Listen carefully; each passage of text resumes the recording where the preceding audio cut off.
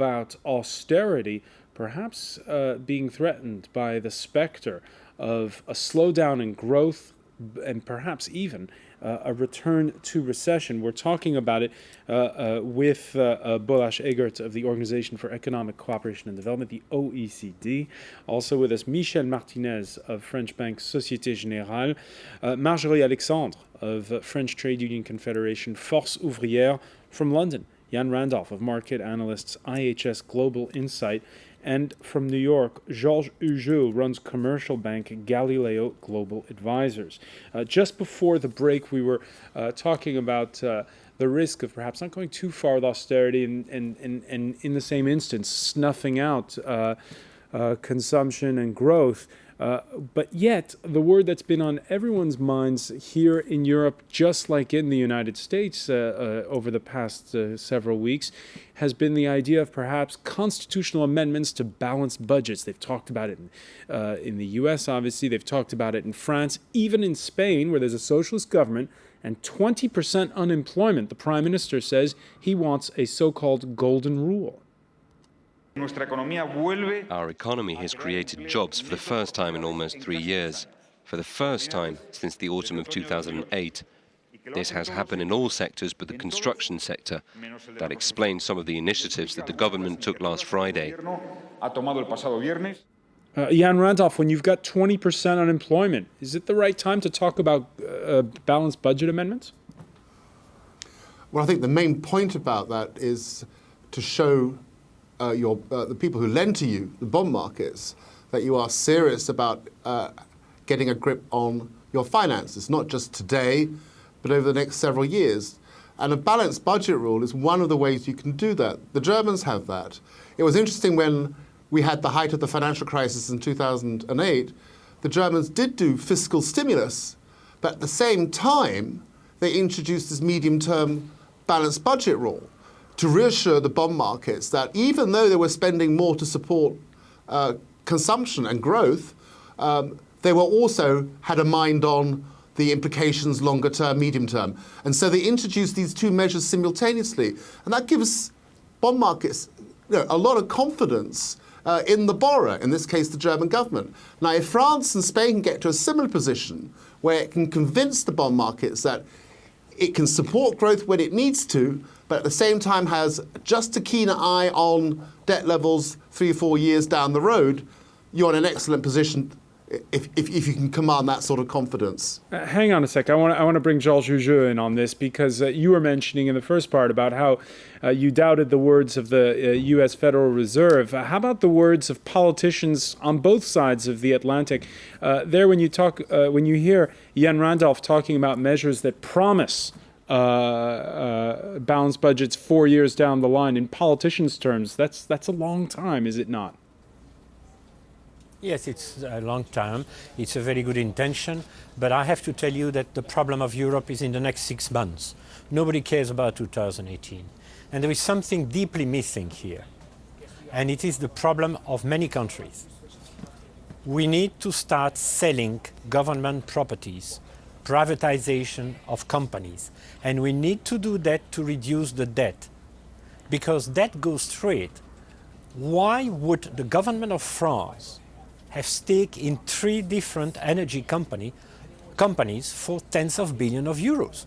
We need also to decrease the pressure of the debt, as well as we need to improve the budgetary situation. I think the difficulty of Europe at the moment, when you see that Greece now, the yield for 2-year bonds is at 42%, you realize that we are way beyond any situation that allows any marge de maneuver. We cannot wait. The measures have to be already taken in 2011. And what do I read? 1 billion euros in the savings for this year. That does not make sense. We don't have 2 or 3 years, and a balanced budget like Germany says in 2015, I think they will do it. The balanced budget of 2013 and the golden rules in France is completely unrealistic. Michel Martinez, do you agree? The golden rules can be a tool, but I'm not sure that it will solve the debt crisis either in the US and the Eurozone. I think that what is more important is two principles first, or two facts: a strong determination, a strong will to meet the fiscal targets and to meet the commitments. So that means not changing the targets every year, for instance. That's the first point, a strong determination. And the second point is the implementation. So when a government decides, for instance, to raise taxes, we have to, or to cut the spendings, we have to see that it is achieved. So strong determinations and implementation. And when we look at the golden rule in the past, we have a lot of examples where these kinds of rules did not succeed. For instance, in the US, there were golden rules in the 80s, and in the UK, in the previous, the former chancellor had also a golden rule to balance the budget for 5 years. Which went out the window the minute there was the huge recession. Yes. So it did not work. So I think that what is very important is determination and implementation. There's also the determination of the people. The biggest austerity measures announced to date have come from Britain, where once those austerity measures were announced, they were followed by student riots. We've also had Spain's Indignados, Italian unions announcing a major strike day for September 6th. Marjorie, Alexandre, we're in France. We're 8 months ahead of a presidential election. Do you see political courage on either side when it comes to dealing with these painful choices? In fact, there were debates about this golden rule in France, and this Force Ouvrière has a clear position about this and says that this would not be a solution because it would be writing austerity into the constitution. And as I said before, this crisis comes from austerity, and the government is taking the wrong way into dealing with this crisis and with taxation, and because taxation has to be fair to people. For example, in France, there is this tax on the added value, which targets every people, but which targets every people in the same way, either they are rich or poor, because it's the same VAT, way. 19.6% in this country. That's it.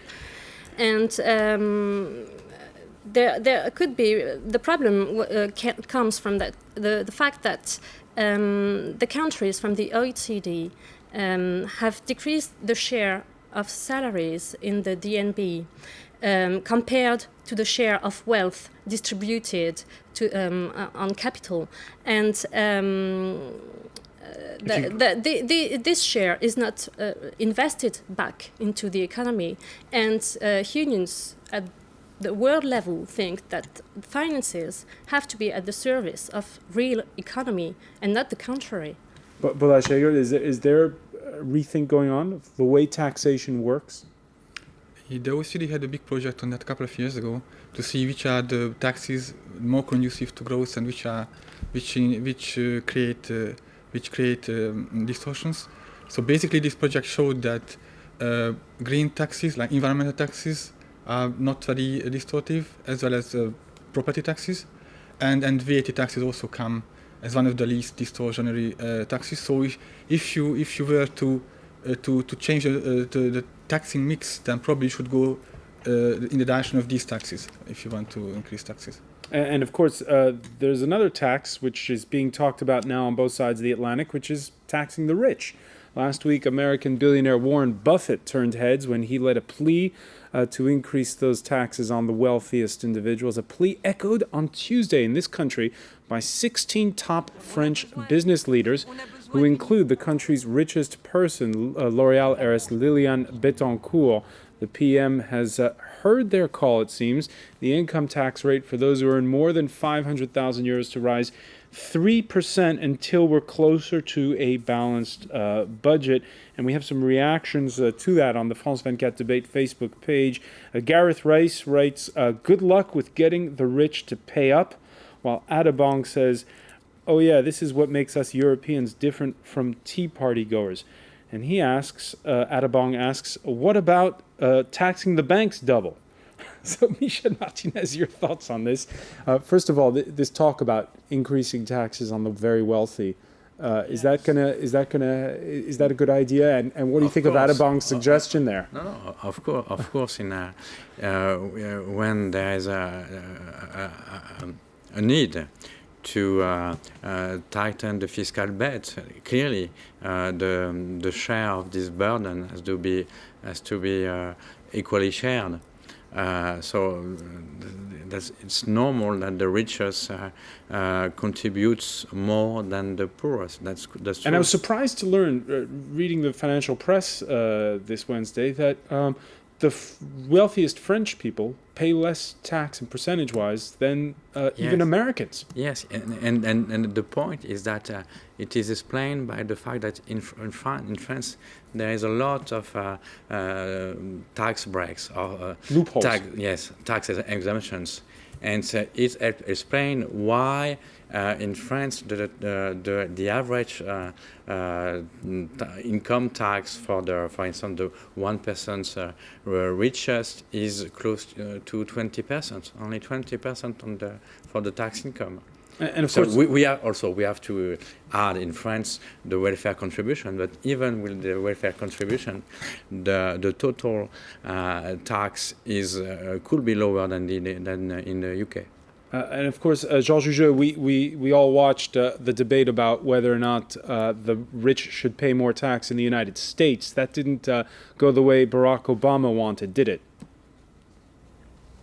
Well, actually, it is a problem for the Republicans because they have been defending the Bush tax rebates for the rich.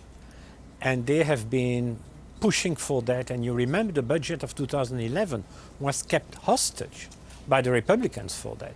And now when the rich are saying, no, you can't tax us more, it puts the Republicans at odds with their own electorate. So I think at this stage, the issue, as the representative of FO was saying, the issue is the issue of balance. Now, I would like to make another comment. I hope everybody around the table understands that what has been announced today is totally insufficient. $11 billion is at max 2% of the budget. You're talking about the French Prime Minister. There is no way today that we can expect France to keep its international situation, which is precarious, with such a low budget. In September 2010, the government committed to the European Union to reduce for the next budget the expenses by 40 billion euros. So this is a budget that basically will not convince the markets. Michel Martinez is shaking his head. Why is that? Yes, I do not agree on that. The 11 billion of euro, which represents 0.6% of GDP, is what is required given the new growth forecast of the government to achieve the fiscal target, which is 4.5% of GDP next year. That's not what and in fact the fiscal deficit will be decreased from 5.7% of GDP this year to 4.6% of GDP next year. So the drop in the fall in the fiscal expenditures and the increase in the tax receipts is higher than these 11 billion of euro. And what we've learned in this crisis is that one country's sovereign debt problems are the whole continent and perhaps even the whole world's problems.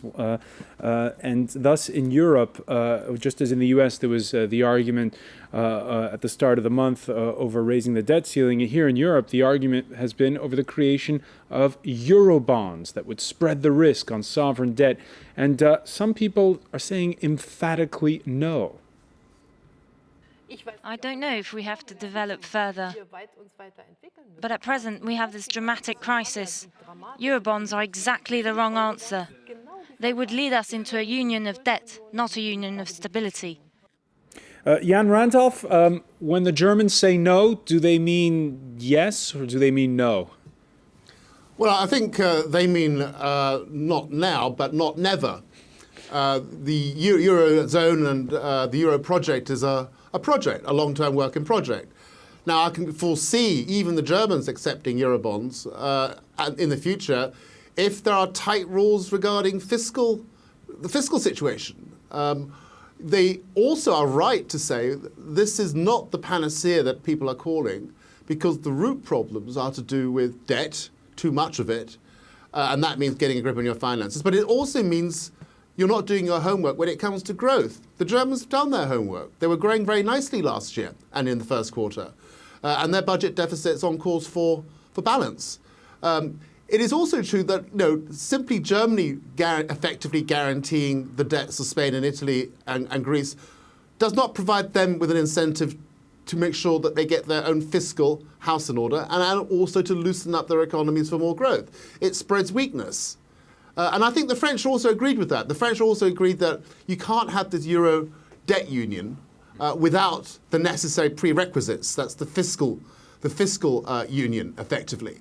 But I think to a certain extent, Germany actually has manufactured this crisis to the extent that Merkel realizes that rising borrowing costs for Italy and Spain will do more for Madrid and Rome to tighten their finances and to loosen up on growth than promises ever would from a politician. And so the market incentive, if you like, or the market discipline is precisely in the higher borrowing costs. Right. And that works wonders when it comes to getting politicians to take difficult decisions, as we saw in Rome. And just before we go, because we're almost out of time, Georges Hugeux, you mentioned how there's urgency when it comes to all this, that important decisions have to be made within the next 6 months. Do you see things starting to move at all? I believe that people have a sense of urgency, but I don't see the budgetary process and the current actions having an immediate impact. And what I see, again, today is a growing distrust in the credit of many European countries. All right. And I think that what needs to be done is to make sure that the message that is being sent is first credible and second sufficient to change that process and reverse that course. Georges Hugeux, I want to thank you for joining us from New York. I want to thank Jan Randolph for joining us from London, and also Bolas Egert, Michel Martinez, and Marjorie Alexandre for being with us. And thank you for being with us for the France 24 debate. Stay with us. Coming up next, we'll have more on the business news, including how the markets have been faring. Bit of a seesaw day with Marcus Carlson. Stay with us.